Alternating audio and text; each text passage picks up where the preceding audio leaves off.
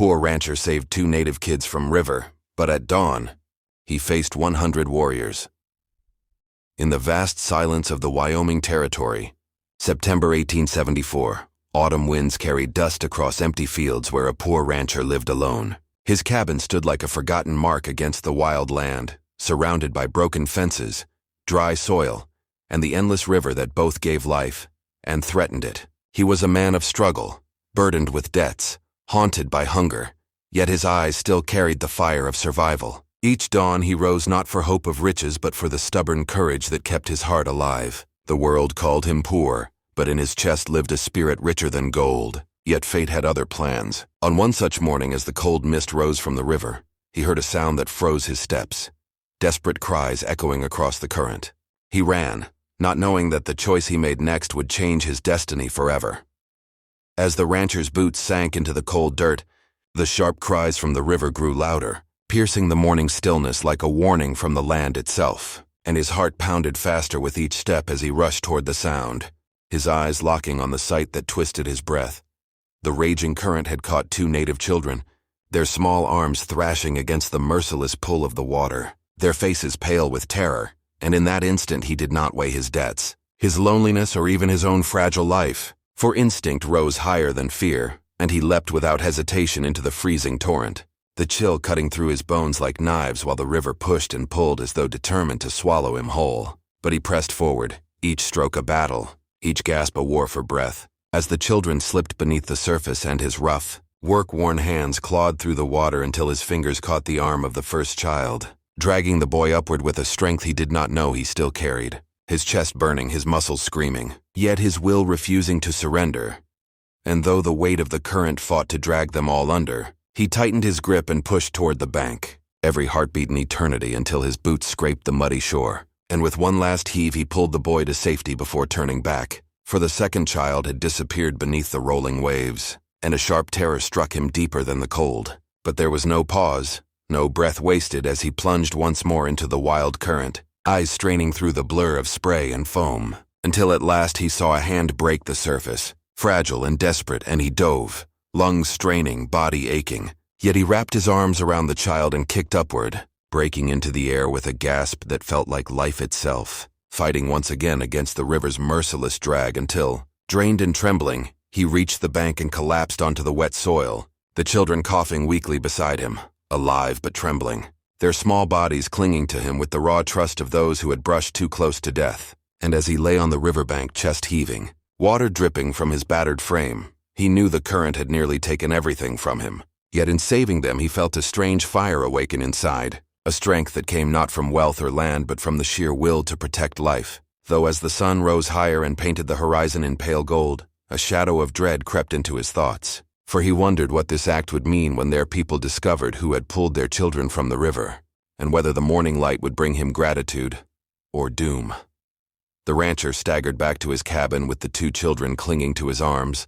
their breaths still shallow, their eyes wide with the memory of the river's grip. And though he was exhausted to the bone, he moved quickly, lighting the small fire in the stone hearth until flames licked upward and cast a trembling glow across the cramped room. Then he wrapped each child in the rough wool blankets he had left from harsher winters, setting them near the warmth while their wet clothes steamed in the flickering heat. And as he poured a tin cup of warm milk from the last of his supply, he placed it gently into their small hands, watching them sip with hesitant trust. Yet their eyes never stopped searching his face with a silence that felt heavier than words, for they could not speak his language, and he could not break through theirs, leaving only the crackle of fire and the sound of their uneven breathing to fill the space between them. But deep inside his chest another weight pressed harder with every passing minute, the thought that soon their people would come searching, and what would they believe when they found their children under the roof of a stranger, a poor rancher alone on the edge of nowhere? And he wondered if his kindness would be seen as mercy or as crime,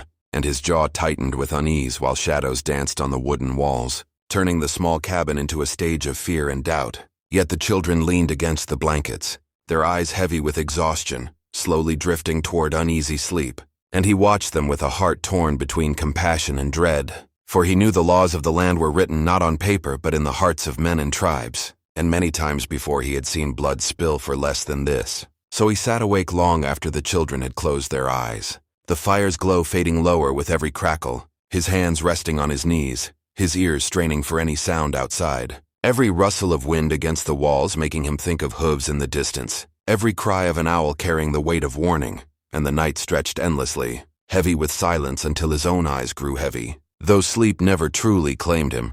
for beneath the flickering glow he remained half awake, torn between the fragile peace of the moment and the storm he feared was coming with the dawn. The night finally thinned into pale gray, and as the first breath of dawn crept across the horizon, the rancher's weary eyes caught the trembling of the ground beneath his cabin walls, a low distant thunder that was not storm or wind, but the pounding of hooves rolling closer with every heartbeat. And he stepped outside into the chill morning air, just as the rising sun bled over the fields, painting the land in gold while from the horizon a line of shadows broke into view, one after another until 100 riders filled the edge of the earth, their horses snorting clouds of breath, their spears and rifles glinting with cold light, their presence heavy as a storm about to break. And at their head rode a man taller than the rest, his face cut with years of war and pride, his eyes sharp as blades fixed on the cabin, and his silence louder than any war cry, until he raised his hand and the line of warriors came to a halt like one body, the earth itself holding its breath. And in that stillness the rancher stood alone, unarmed, the weight of his empty hands hanging at his sides as the children rushed past him from the cabin door, their small feet pounding across the dirt as they flung themselves toward the leader who slid down from his horse with a speed that carried both fury and fear, his arms wrapping around them as their voices broke into cries that shattered the silence. Yet his eyes never left the rancher, sharp with suspicion, heavy with questions, as though searching his soul before a single word was spoken, and the rancher's heart thundered harder than the hooves had moments before. For he knew this was the moment where fate was written, whether by mercy or blood. And though every instinct screamed to bow, to hide, he lifted his chin and faced them without flinching, for there was no weapon to defend himself, no wall to shield him, only the truth of what he had done and the fragile hope that truth would matter. While the circle of warriors tightened around, their horses snorting, their faces carved with the fierce silence of men ready to strike, and the dawn light spilled over them all, bathing the field in fire and shadow as the father finally spoke, his voice low but carrying the weight of judgment. And though the words were not in English, their meaning struck like thunder, for in his tone was the question of whether this stranger had saved or stolen, whether his cabin was a refuge or a trap. And the rancher stood rooted, every breath like glass in his chest, waiting for the answer that would decide if this morning would end in peace or in death.